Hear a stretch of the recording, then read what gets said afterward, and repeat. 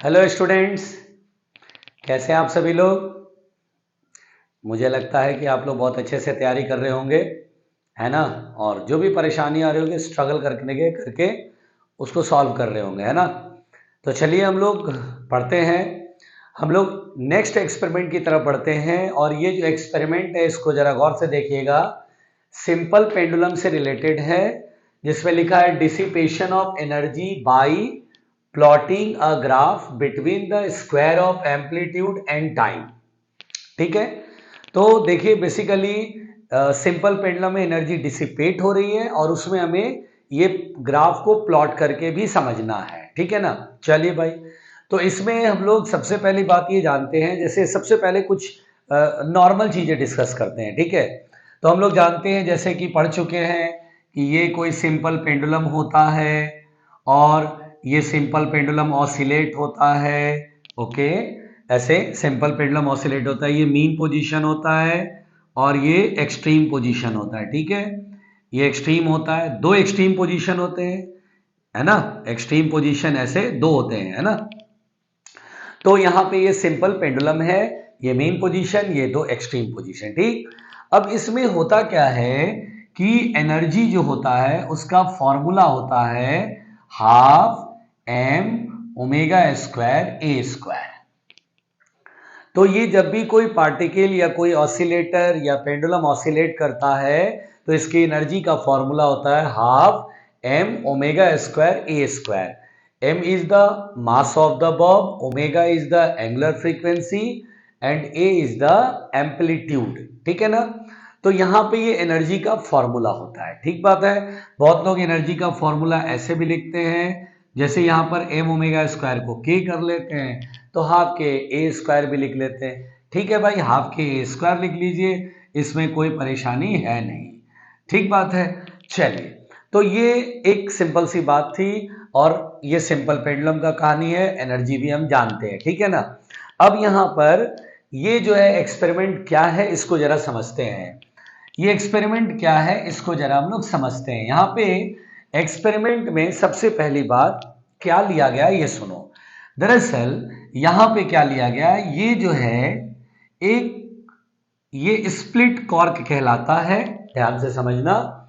ये split cork होता है, ऐसे रबर के दो होते हैं, ऐसे आप इसको होल्ड करते हैं, मेटेलिक कवर के द्वारा इसको टाइट कर सकते हैं। तो दो रबर के होते हैं, उसको इसके बीच में धागे को फंसा देते हैं और मेटेलिक होल्डर से उसे टाइट कर देते हैं, जिससे वो फंस गया बिल्कुल धागा, है ना। तो ये मेटेलिक होल्डर के द्वारा ये मेटेलिक होल्डर होता है ऐसे, और इसे ग्रिप बनाता है जिससे ये बिल्कुल टाइट हो जाता है, ठीक। और ये आपका ये थ्रेड है और ये हम लोग एक इंसुलेटिंग ये एक स्टैंड है, ये एक स्टैंड होता है और ये स्टैंड की मदद से, ध्यान देना, ये स्टैंड होता है, ये स्टैंड के ऊपर ऐसे लगा रहता है, ध्यान देना, है ना। बहुत आसान है, ये स्टैंड के ऊपर ऐसे लगा होता है, ठीक। और ये देखिए, ये मान लीजिए कि ये स्टैंड है और ये टेबल मान लीजिए, ये टेबल है। टेबल के एक एज पर ये स्टैंड को फिट करते हैं और उसके बाद यहाँ पे स्प्लिट कॉर्क, और ये जो है ये आपका ये टेबल ऐसे बना देता हूँ, ये टेबल है, ध्यान देना, ये टेबल है हमारा, ये टेबल है, ठीक है। घबराने का नहीं भाई, ये टेबल है, ठीक। टेबल की चार टांगे भी दिखा दो यार, चलो चार टांगे भी दिखा देते हैं। चलो भाई, ये तुम्हारी चार टांगे हो गई। चलो, दो टांगे उधर, उसको भी दिखा दो भाई, चलो टांगे दिखा दो, एक चिप गया, ठीक है। उसके बाद क्या होता है, ये धागा जो है ये ऐसे करके जमीन से कुछ ऊपर, ग्राउंड से कुछ ऊपर, ये यहां पर आपको एक मेटल बॉब, अब ये धागे का एंड है और ये एक हुक होता है और हुक से ये आपका मेटल का बॉब, ये ऐसे ये बॉब होता है, ये ऐसे फिट होता है, ठीक है। अब ये क्या होता है, इसे आप ऑसिलेट कराते हैं, ये ऑसिलेट करता है, ये देखिए यहां आएगा, ये देखिए ऐसे ऑसिलेट करता है, आप ऐसे धक्का देंगे तो ये ऑसिलेट करेगा ऐसे ऐसे, ठीक है। तो ये सबसे पहली बात तो ये अरेंजमेंट है, जिसमें ये क्या है, स्टैंड है, टेबल के ऊपर ये स्टैंड लगा दिया, ये स्प्लिट कॉर्क कहलाता है। कॉर्क अभी आपको समझाया था, अगर नहीं आया तो आप रिप्ले कर लेना, बहुत सिंपल है, कोई बहुत बड़ी बात नहीं है। उसके बाद ये धागा है, ये कॉटन का धागा होता है, ऐसे समझ लो, और ये ग्राउंड के कुछ ऊपर होता है, ग्राउंड से थोड़ा सा 1-2 सेंटीमीटर ऊपर उठा लो, ऐसे करके यहाँ। उसके बाद क्या करते हैं, यहाँ मीटर स्केल लगा देते हैं। ये आपका स्केल थोड़ा ज़्यादा करीब हो गया भाई, थोड़ा ज़्यादा करीब हो गया, थोड़ा सा दूर बना लो। ये स्केल होता है, ये आपका स्केल लगा होता है, ध्यान दीजिएगा, ये आपका स्केल लगा होता है इस तरह से, ये हमारा स्केल लगा होता है, घबराना नहीं है भाई, इस तरह से ये हमारा स्केल लगा होता है, ठीक। अब क्या होता है, ये कहानी, ये अरेंजमेंट हम लोगों ने देख लिया। इसमें एक बात गौर करने वाली है, गौर करने वाली क्या बात है कि ये जो पूरा ये कहानी, इसमें लेंथ ऑफ द पेंडुलम समझना है ना, लेंथ ऑफ द पेंडुलम। तो देखो, लेंथ ऑफ द पेंडुलम अगर कहता है तो जैसे ये देखिए स्प्लिट कॉर्क है ना, ये आपका स्प्लिट कॉर्क है, ठीक, ध्यान दीजिएगा, ये आपका स्प्लिट कॉर्क है, धागा फंसा हुआ है इसके अंदर। और ये देखिए बेसिकली क्या होता है, ये जो हुक है और ये हमारा मेटल बॉब है, ठीक है ना। तो इसमें ये जो है, ये हुक है हमारा, तो यहां से यहां तक तो ये धागे की लेंथ हो गई, जिसे अपन लोग स्मॉल एल से दिखा देते हैं, ठीक। उसके बाद ये हुक से लेकर के यहां तक, ये यहां तक, ये जो है ना, ये हुक है, इसकी भी कुछ हाइट होगी, ठीक। उसके बाद ये बॉब का सेंटर है, तो ये इसका रेडियस है, ये इसका रेडियस है। तो अगर मेरे से कहेगा पूरे पेंडुलम की लेंथ बताइए, लेंथ ऑफ द पेंडुलम, तो लेंथ ऑफ द पेंडुलम कितना होगा, एल, कैपिटल एल से लिख दे रहा हूं, तो small L plus H plus R, small L plus H plus R. तो ये बेसिकली आपको ध्यान रखना है कि ये पहले तो एपरेटस आपको अरेंज कर लेना है, और इस एपरेटस में ये अगर लेंथ ऑफ द पेंडुलम कहेगा तो अपन को क्या करना है, लेंथ ऑफ द थ्रेड, ये एच, ये हाइट ऑफ द हुक या लेंथ ऑफ द हुक, और फिर ये रेडियस, पूरा सेंटर से लेके पॉइंट ऑफ सस्पेंशन तक, सेंटर से लेके पॉइंट ऑफ सस्पेंशन तक ये हमारा पेंडुलम का लेंथ होता है, ठीक बात है। चलो बढ़िया, शानदार। अब इसमें सबसे पहली बात अगर आप ध्यान दें तो ये जो है, ये जो मीटर स्केल है, इसके ऊपर ये जो पेंडुलम का बॉब है ना, इसे आप थोड़ा सा डिस्प्लेस करेंगे। क्या करेंगे, थोड़ा सा डिस्प्लेस करेंगे, अप्रोक्सीमेटली 5 सेंटीमीटर 4 सेंटीमीटर से पकड़ लो। तो displace the bob, displace the bob, displace the bob approximately 5 centimeter, ये displace the bob about 5 centimeter, about 5 centimeter, ठीक है। उसके मीन पोजीशन से, from mean position, from mean position, from mean position, mean position से आप उसे थोड़ा सा आप जो है डिस्प्लेस कर दें, ठीक। तो ऐसे करके आप यहां से 5 सेंटीमीटर, और ये आप देख पा रहे होंगे मीटर स्केल पे 5 सेंटीमीटर खिसकाएंगे तो ये पता चल जाएगा कि 5 सेंटीमीटर कितना हमने, कितना होगा, है ना। तो यहां से खिसकाया और छोड़ा, तो ये ऑसिलेट करने लगेगा। क्या करने लगेगा, ऑसिलेट करने लगेगा। चलिए भाई बढ़िया है, ऑसिलेट करने लगा। जब ये पहली बार यहां से खिसका के छोड़ा आपने, तो जब ये पहली बार किसी एक्सट्रीम पोजीशन, ये वाला एक्सट्रीम पोजीशन पे यहां से ये यहां गया, तो 5 सेंटीमीटर के अप्रोक्सीमेटली ये डिस्टेंस है, ठीक है। लेटर सपोज, घबराओ मत, आप बोले सर 5 सेंटीमीटर कहां से, तो ज्यादा लग रहा है, टेंशन मत लेना। 5 सेंटीमीटर यहां से यहां तक गया, उसके बाद छोड़ दिया आपने। उसी समय, जिस समय आप इसे छोड़ने वाले हैं, एक्सट्रीम पोजीशन, यहीं पर आपको एक स्टॉप वॉच लेना है। एक स्टॉप वॉच आपके पास होना चाहिए। स्टॉप वॉच जैसे ही आप एक्सट्रीम पोजीशन से छोड़ें, उसी समय स्टॉप वॉच ऑन कर दें, ठीक है, समझ गए। एक्सट्रीम पोजीशन में छोड़ा और स्टॉप वॉच को ऑन कर दीजिए। अब ये ऑसिलेट करेगा, एक ऑसिलेशन, 2 ऑसिलेशन, 3 ऑसिलेशन। होता क्या है, हम ये देखते हैं स्टॉप वॉच को ऑन कर दिया, उसमें टाइम जो है वो बढ़ने लगा, टाइम स्पेंड करने लगा। लेकिन हम ये देखते हैं कि यहां से छोड़ा था तो वापस आएगा तो थोड़ा पहले ही रुकेगा, यानी ये 5 सेंटीमीटर पर था, अब 4.8, 4.7, ये धीरे धीरे इसका एम्पलीट्यूड डिक्रीज होते होते होते होते अप्रोक्सीमेटली मान लीजिए 1 सेंटीमीटर जब हो गया, तब तक आप ऑब्जर्व किए, ठीक है। एम्पलीट्यूड घटता जा रहा है, घटता जा रहा है, घटता जा रहा है, घटता जा रहा है। तो यहां पर ये घट रहा है और घटते घटते घटते घटते अप्रोक्सीमेटली जब एम्पलीट्यूड मान लीजिए 1 सेंटीमीटर, कोई बोला नहीं मैं तो 2 सेंटीमीटर तक ही रीडिंग लूंगा, तो आप 2 सेंटीमीटर तक रीडिंग लीजिए, क्या प्रॉब्लम है। तो वो रीडिंग ले लीजिए, हर बार आप टाइम देखिए, जैसे t इक्वल टू 0 पे 5 सेंटीमीटर, अच्छा जैसे t इक्वल टू 1 सेकेंड हुआ तो एम्पलीट्यूड देखा रहे यार 4.5 सेंटीमीटर, ठीक है। t इक्वल टू 2 सेकेंड पे 4.4 सेंटीमीटर, अलग अलग टाइम पर आप एम्पलीट्यूड का एक टेबल बनाते हैं, वो जरूरत नहीं, हम लोग को एक कॉन्सेप्ट पढ़ रहे हैं, ठीक है, कि टाइम अलग अलग पर एम्पलीट्यूड कितना कितना दिख रहा है, एक्सट्रीम पे देखना है, इधर ही देखना है, यहां से छोड़े तो इधर ही देखना, अच्छा यहां रुका फिर लौट गया, फिर यहां रुका फिर लौट गया, बोलो क्लियर यहां तक। तो यहां पर ये इस तरह से एम्पलीट्यूड घटेगा। तो we see that amplitude decreases with time, amplitude जो है वो टाइम के साथ क्या होगा, डिक्रीज करेगा, ठीक। तो एम्पलीट्यूड डिक्रीज करेगा।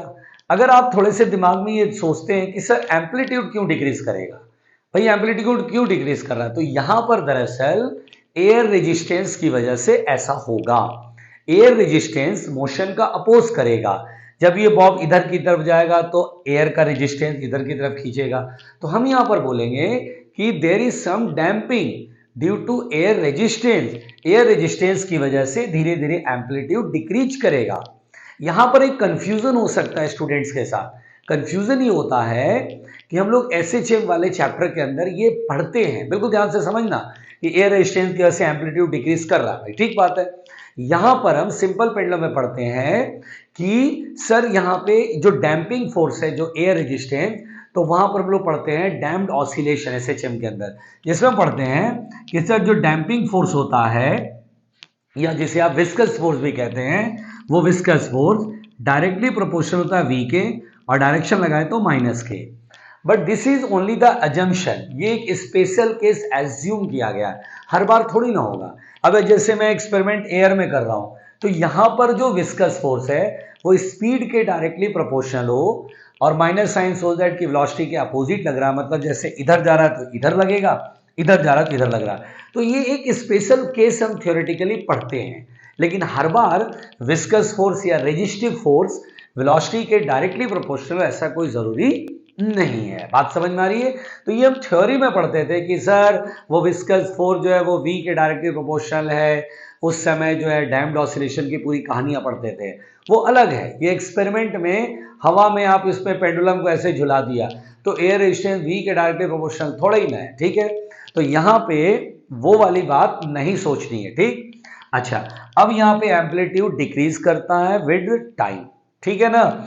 यहां पर जब हम एम्पलीट्यूड और टाइम का अलग अलग डेटा नोट करते हैं स्टॉप वॉच की मदद से, 1 सेकंड पे एम्पलीट्यूड, 2 सेकंड पे एम्पलीट्यूड, 3 सेकंड पे एम्पलीट्यूड, तो एम्पलीट्यूड हम देखते हैं डिक्रीज हो रहा है, और हम एक ग्राफ प्लॉट करते हैं ए स्क्वायर वर्सेज टी ग्राफ, और ए स्क्वायर वर्सेज टी ग्राफ हमारा कैसा होता है यहां पे बना रहा हूं। तो ये टाइम है और ये ए स्क्वायर है, तो यहां पर जो इसका ग्राफ होता है वो ग्राफ होता है कि t इक्वल टू 0 पे देयर इज सम एम्पलीट्यूड, तो एम्पलीट्यूड का स्क्वायर भी कुछ होगा। मान लो एम्पलीट्यूड सेंटीमीटर में है, ठीक है, तो सेंटीमीटर स्क्वायर लिख देता हूं, ये सेंटीमीटर स्क्वायर में है, और टाइम यहां पर सेकंड में है, टाइम यहां पर क्या है सेकंड में है।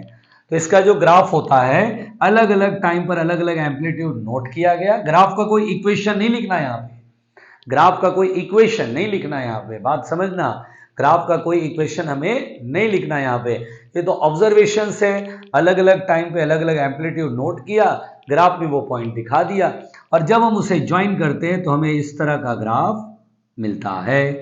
यानी एक टाइम ऐसा मिलेगा जब एम्पलीट्यूड डिक्रीज होके, देखो ये कुछ ऐसा हो रहा है ना, ये एकदम रेगुलर ग्राफ इस तरह से ऐसे, तो इस तरह का ग्राफ आपको ए स्क्वायर और टी का ग्राफ होगा।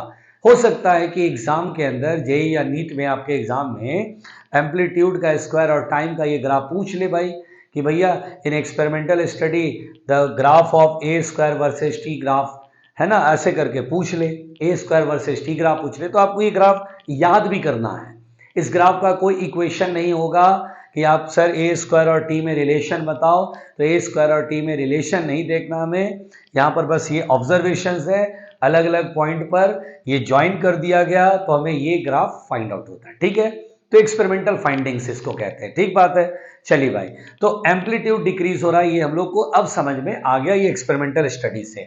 ठीक, अब मैं इसे मिटा रहा हूं, आप लोग इसे नोट कर लीजिएगा। अब यहां पर बेटा, क्योंकि ये बात बहुत अच्छे से एक्सपेरिमेंटली समझ में आ गया कि एम्पलीट्यूड डिक्रीजिंग विद टाइम।